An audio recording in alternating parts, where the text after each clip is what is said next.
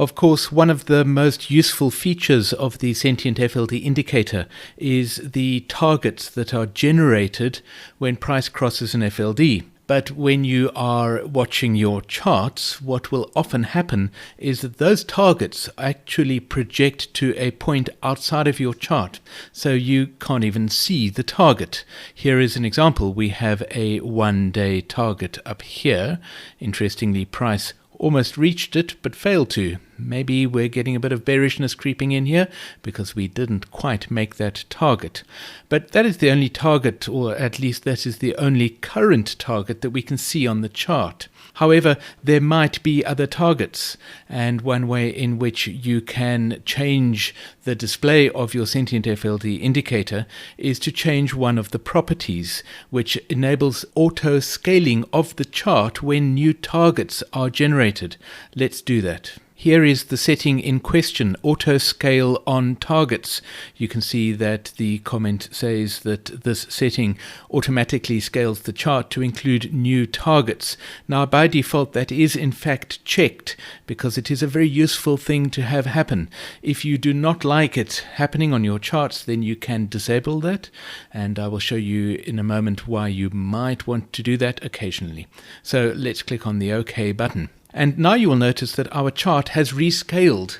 Why is that? It is because we have a target for the 12-hour cycle down here. Interestingly, we have another multi-time frame target as well at the same level.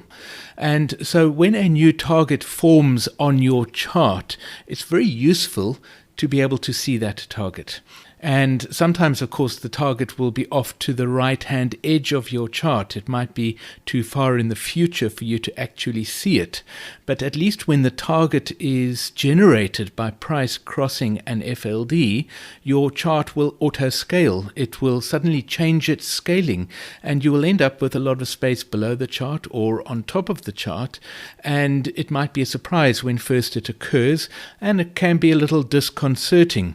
But I think you will find it is a very useful feature because when your chart rescales, all of a sudden you are opened up to the possibility that in fact there is space below this chart. One of the big dangers with having your price action fill your chart is that subconsciously we tend to think, oh well, this is some kind of an upper limit at the top of the chart and this is some kind of a lower limit at the bottom of the chart. Of course, that's not true. Price can very quickly move beyond those limits. One might argue that generally speaking, the top of the chart and the bottom of the chart do indicate previous support or resistance levels. That's an interesting concept, but we're not going to discuss it here. The important thing is that in terms of the sentient FLD indicator, if you have that auto scale on targets property set to true, then your charts will auto scale so that you can see new targets. If it irritates you, then you can either turn that setting off, in other words, uncheck that box, or you could very simply disable the auto scaling by manually rescaling the chart, which we can do by simply doing that. The only problem, of course, is that you can't move the chart up or down, so we can rescale it a little bit. Having rescaled it, this chart is now on a fixed scale.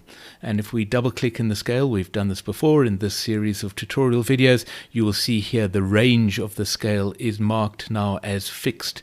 If we leave this chart and come back to it in a few hours' time, we might find that price action has moved away from our fixed scale, in which case we would simply go automatic over here in terms of the range, and then we would click on OK. Now here's an interesting example. This is a bit of a messy chart, but as I was preparing to record this video, I noticed this.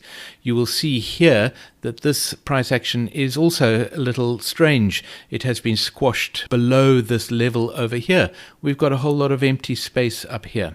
Why is that? It is, of course, because of our auto scaling setting, and no, it's not because of this multi-time frame target. Your charts are not scaled by multiple time frame targets. It would be a bit silly to have a target from a daily or a weekly chart affect the scaling of your hourly chart. This is an hourly chart we're looking at here. In fact, of course, the targets that are causing this auto scaling are here. They are a little bit hidden behind our cycle table. Here you can see these targets. Here is a previous target for the 5-day cycle. Why is that important? It's important because it was not fulfilled. Remember that when a target is not fulfilled, it does not indicate that it is in any way a faulty target. It provides us with useful information. An unfulfilled target indicates that, in fact, maybe this market is turning slightly bearish, and the amount by which it is turning bearish is this amount over here. It is the amount of price by which the target was failed to be achieved, if that sentence makes sense. In other words, the market was expected, according to the FLD target, to reach up to this level over here, but it failed to do so and only reached this level, and the difference between where it did reach and where it was expected to reach gives us a measure of the mood of the market. In this case, it is a slightly bearish mood, and so that is why potentially this market has started moving down, and you can see it is in fact continuing to move down into this 10-day cycle trough that looks as if though it still lies ahead of us. So the auto scaling is a useful property in my opinion. That's why by default it is set to true. But if you find the sudden auto scaling of your charts disconcerting, then by all means disable it.